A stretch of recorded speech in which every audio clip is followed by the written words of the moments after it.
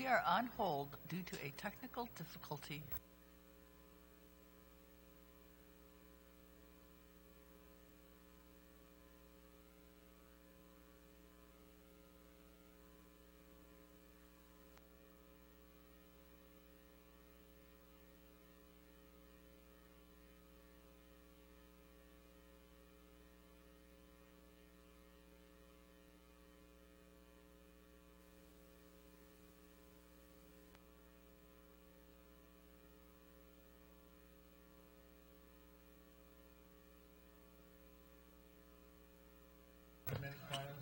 One minute, quiet on the set, tapes rolling, for real this time.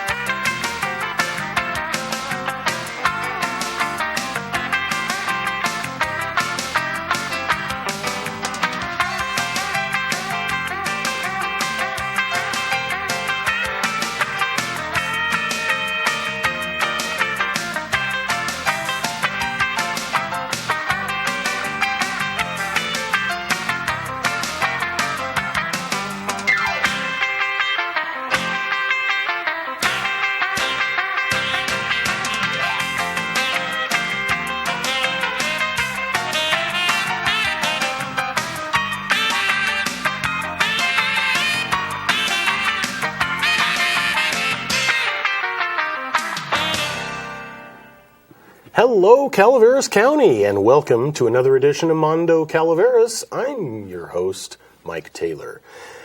One thing I love doing on this show is highlighting the people that have, well, one, been in this county for a long time, but two, who have really contributed to life in this county.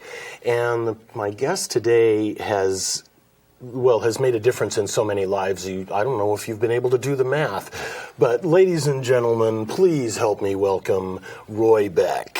Thank you. Nice to have you, Roy. Now, you taught at Bret Harte High School for how many years? 33 years, I think. I started in 1984. 84, okay. And you had been teaching a little bit before that? I have. I taught California? a few other places. I started teaching in 1975, so I think it's been about 41, 42 years, something like that total. Okay. And if you don't know, ladies and gentlemen, you missed most of Calaveras County ag life because you ran the ag program at Bret Harte High School the whole time you were there? The entire time I was there until, as you know, I just recently retired July 1. Yeah. And so there's a new crew in there doing the job, but I'm confident they'll do good work. But since 1984, I started out by myself, and then we've added people along the way. So leaving here, we had 2.5 people besides myself and total of 2.5 people. So, okay. And really kind of 3, but the other person was just teaching half-time right now. Okay. So. And what inspired you to get into teaching? Wow, that's a question that's really hard to answer. There's a lot of different things. I grew up in Santa Rosa. I grew up kind of on a dairy farm when I was young, and took ag in high school the whole time I was in high school. I had some mentors, my ag teachers that were, one in particular, a man by the name of Wes Jameson, who was my major ag teacher.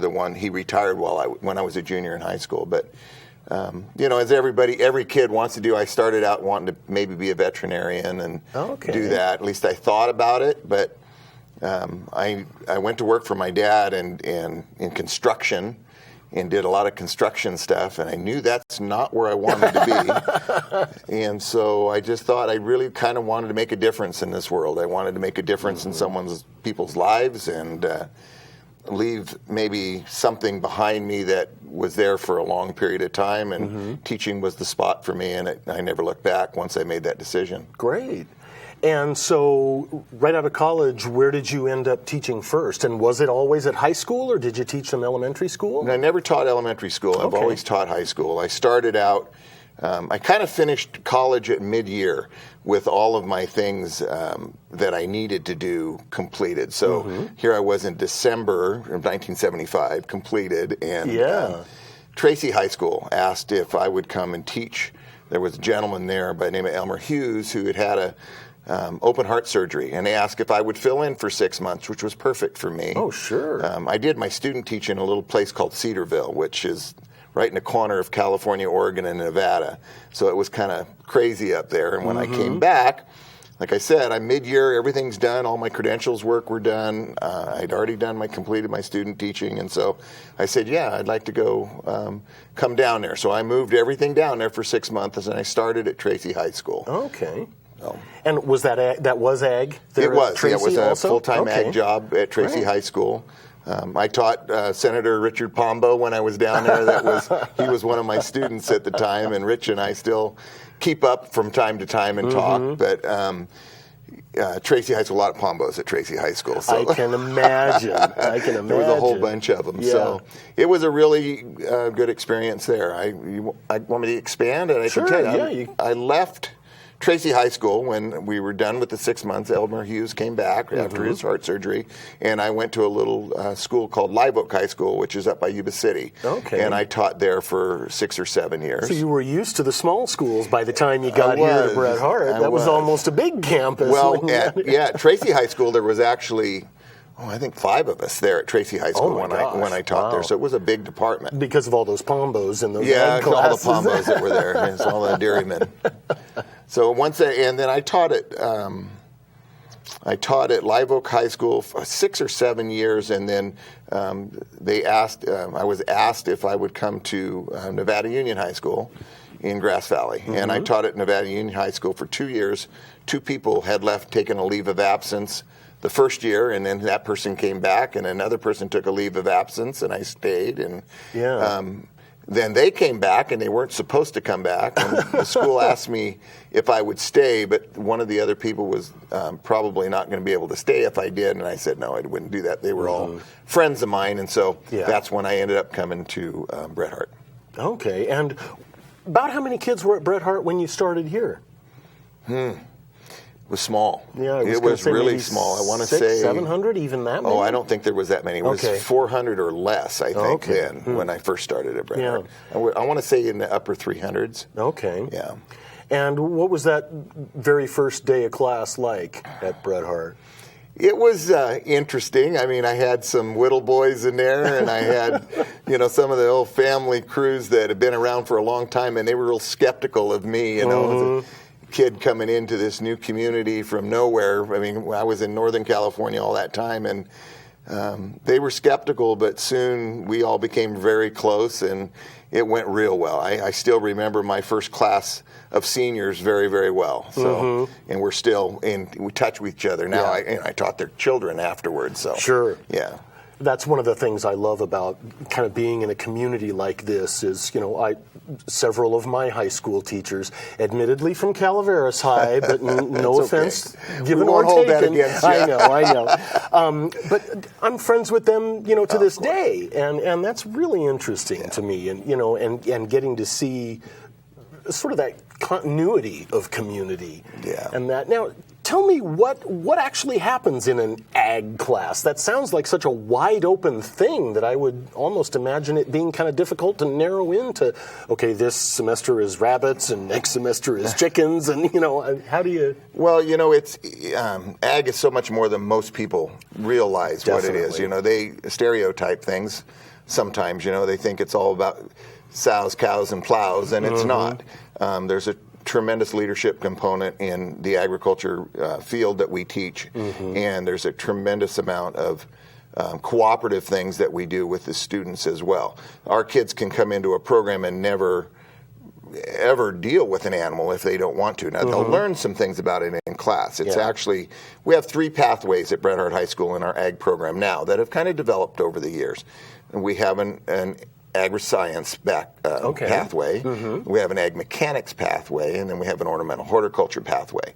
And at Bret Harte, we're really well-rounded, I think. The kids will come in and they learn things about animals. They learn things about veterinary science. They learn things about beginning welding and beginning shop classes, as well as advanced shop classes and welding and fabrication courses. Got to keep those fences mended. Oh, yeah. And then also our floral program at Bret Harte is tremendous.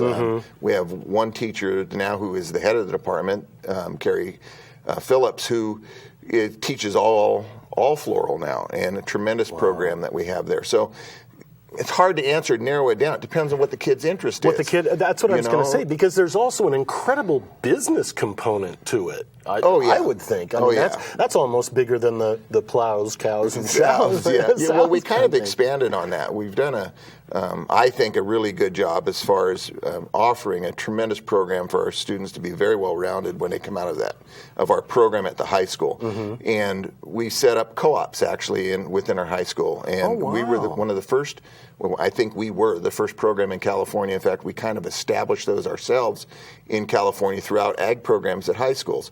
We have a sheep co-op, which is a 12-month out-of-the-year co-op that the kids are involved in. We have a rabbit co-op, which is also 12 months out of the year. A good-sized rabbitry. Yeah, we do. We actually have expanded on that. We have a greenhouse co-op as well up there so that the kids can be involved in the greenhouse. And what we do with those is we conduct them just like a co-op that you would see in California. We have a board of directors that are the students. The board of directors hire a manager. The manager is in charge of that, and those kids are responsible for taking care of those things the entire time that we have them. That includes marketing of that product. So especially with the sheep co-op and the rabbit co-op, those are 12-month co-ops.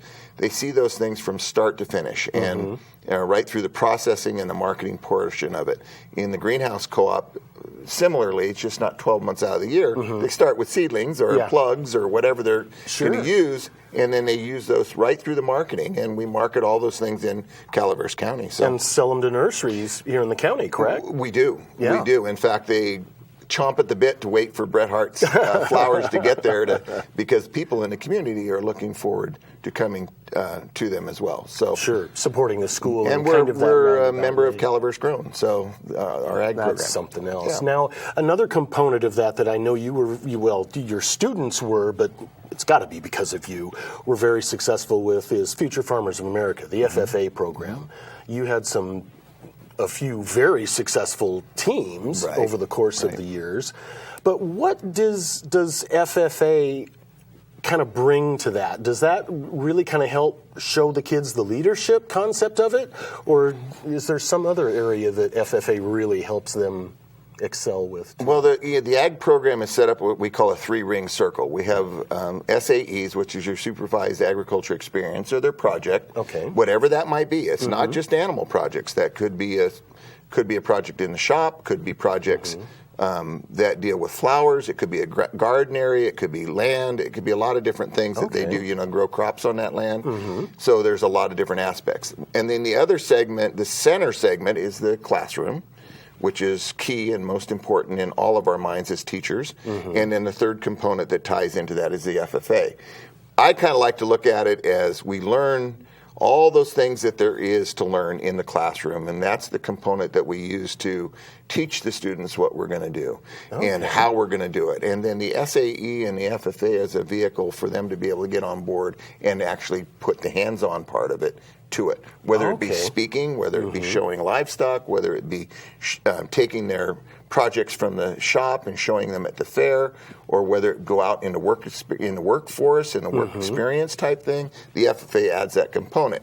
It also adds the component of leadership, where they can do the speaking things and go to the leadership conferences and all those kinds of things. It is a tremendous program, and in my opinion, the best youth organization there is in the world, and it certainly is the largest youth organization. Sure, the National Convention is how many kids? Oh, yeah, we have like 60,000 kids that come to the National Convention, Wow. That's something. And to have two different, Bret Hart, was it poultry judging teams? We or did. was poultry and dairy judging? Both of our dairy products teams and poultry teams and our floriculture teams have won state championships and gone to nationals. We've also won with speakers, job interview kids, and also with prepared and extemporaneous public speaking people as well. Oh, wow. So they've gone on to the national contest. Kind of funny. I wanted to add something because it's perfect timing for it.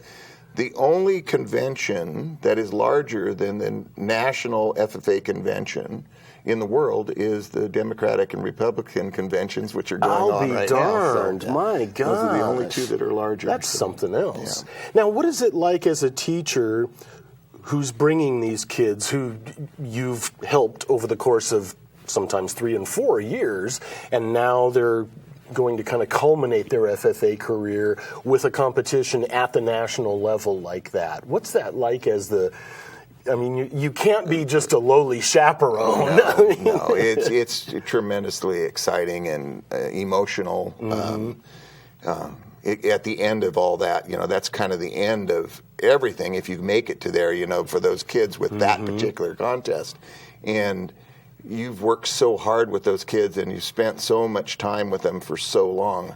I'll give you an example. We won the national poultry judging contest several years ago, about 4 years ago, 5 years ago now, I guess.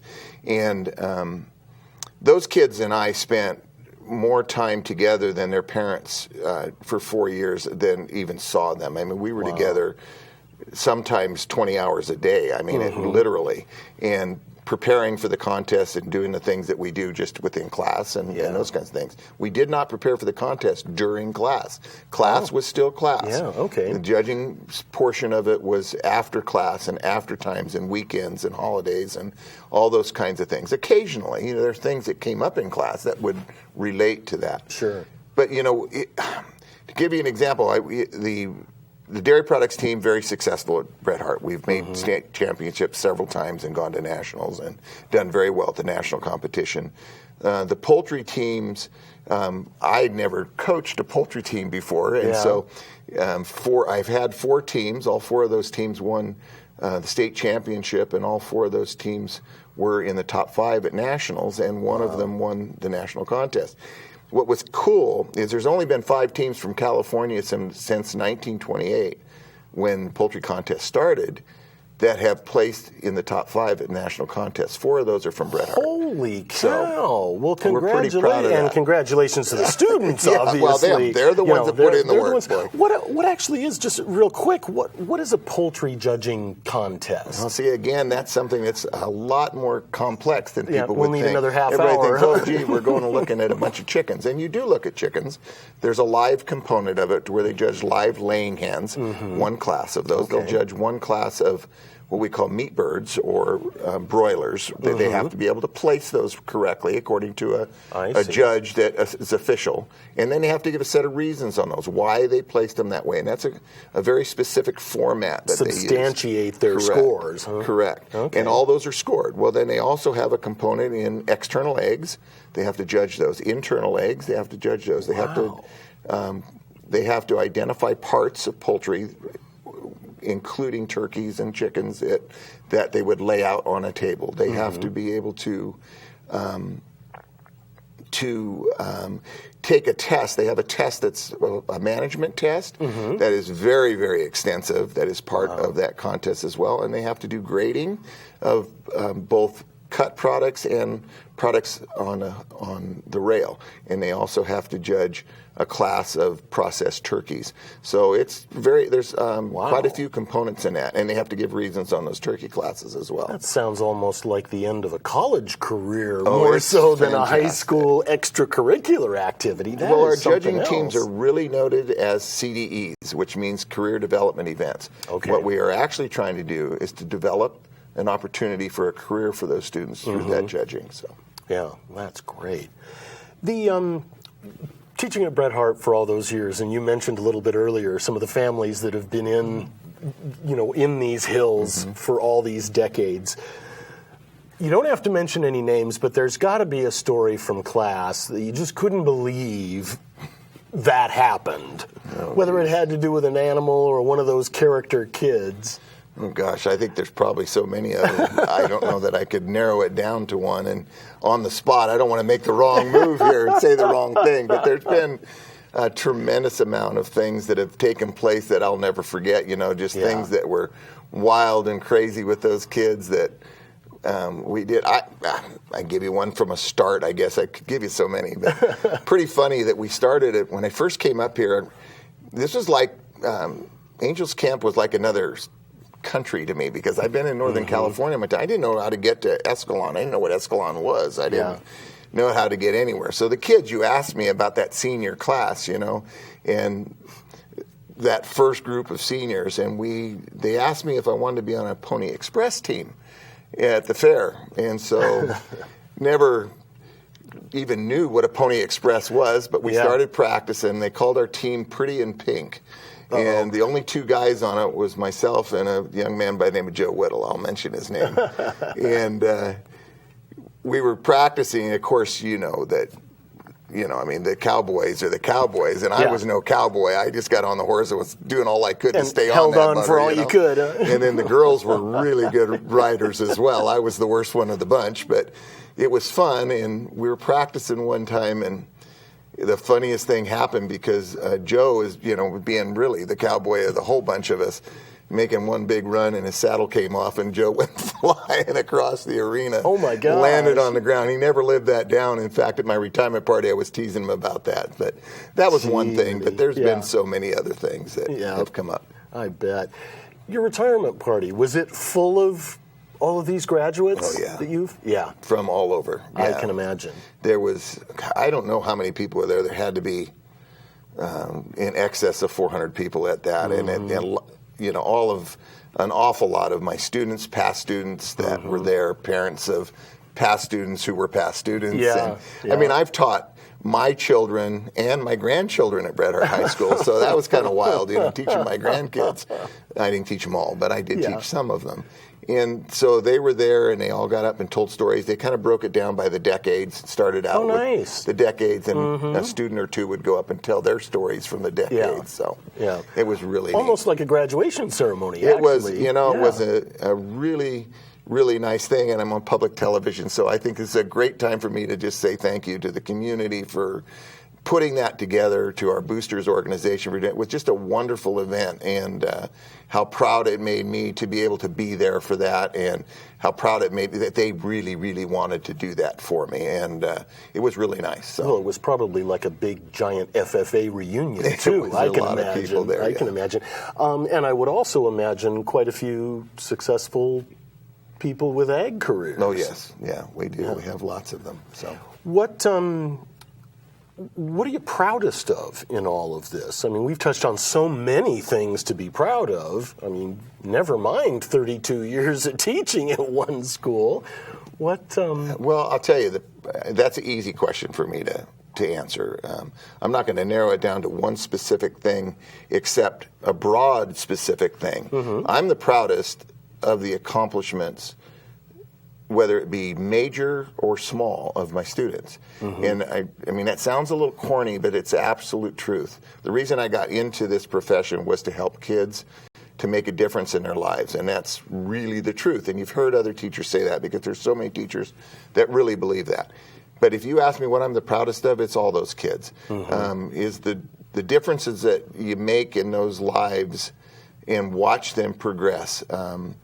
And to just, even if it's a small progression, it's a progression, and maybe it was because of something that you did. And I think that's what makes me, I know it's what makes me the proudest. Now, with ag not being part of STEM, technically, and not being English language arts or mathematics, technically, how does it fit?